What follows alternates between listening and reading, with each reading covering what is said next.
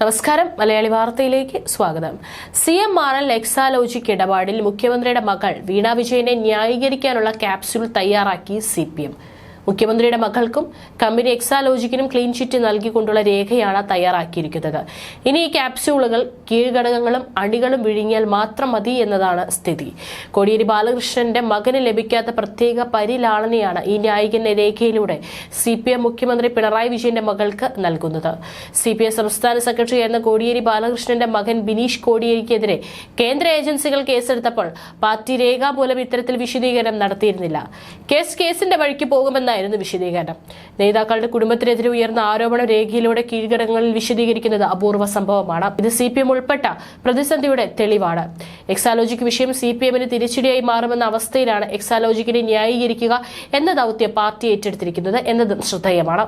കേന്ദ്ര സർക്കാരിന്റെ കേരളത്തിനെതിരെയുള്ള പ്രവർത്തനങ്ങളെ വിശദീകരിക്കുന്ന ഭാഗത്താണ് എക്സാലോജിക്കിനെ കുറിച്ചും പറയുന്നത്. മുഖ്യമന്ത്രിയെ ഒറ്റതിരിഞ്ഞ് ആക്രമിക്കുന്നതിനാണ് മകൾ വീണയെ ലക്ഷ്യമിടുന്നതെന്നും രേഖയിൽ വിശദീകരിക്കുന്നത്. രേഖയിൽ പറയുന്നത് ഇങ്ങനെ: വ്യക്തമായ കണക്കുകളോടെ ബാങ്കുകളിലൂടെ നടത്തിയ എക്സാലോജിക് കമ്പനിയുടെ ഇടപാടുകളെ പോലും വക്രീകരിക്കാനുള്ള നടപടികളാണ് സ്വീകരിച്ചത്. കമ്പനിക്ക് പോലും പരാതിയില്ലാത്ത വിഷയത്തിൽ ഇക്കാര്യത്തിൽ അവരുടെ വാദം പോലും കേൾക്കാതെയാണ് പ്രചാരണം നടത്തിയത്. സംസ്ഥാനത്തിന്റെ വികസന പ്രവർത്തനത്തെയും സംസ്ഥാന സർക്കാരിനെയും തേജോവധം ചെയ്യുക എന്നത് തങ്ങളുടെ രാഷ്ട്രീയ അജണ്ടയായി തന്നെ അവർ മുന്നോട്ട് വെക്കുകയാണ്. രേഖയിൽ പറയുന്നു. മുഖ്യമന്ത്രിയുടെ മകളുടെ പേരോ എക്സാലോജിക്കിന് പണം കൈമാറിയ CMRLന്റെ പേരോ രേഖയിൽ പരാമർശിക്കുന്നില്ല.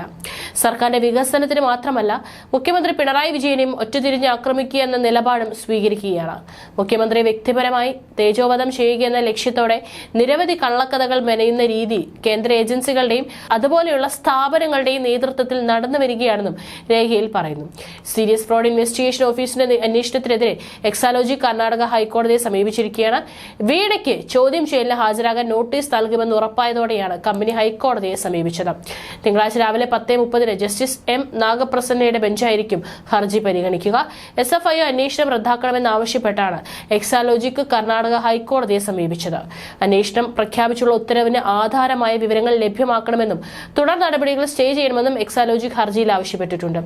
അന്വേഷണം സ്റ്റേ ചെയ്യുന്നതിന് പുറമെയാണ് റദ്ദാക്കണമെന്ന ആവശ്യം ഉന്നയിച്ചിരിക്കുന്നത്. മുഖ്യമന്ത്രി പിണറായി വിജയന്റെ മകൾ വീണയുടെ എക്സാലോജിക് കമ്പനിക്ക് serious fraud investigation office summons അയച്ചിട്ടുണ്ട്. കരിമണൽ കമ്പനിയായ CMRLും എക്സാലോജിക്കുമായുള്ള സാമ്പത്തിക ഇടപാടുകൾ സംബന്ധിച്ച അന്വേഷണത്തിന്റെ ഭാഗമായാണ് വിവിധ രേഖകൾ ആവശ്യപ്പെട്ട് സമൻസ് നൽകിയിരിക്കുന്നത്.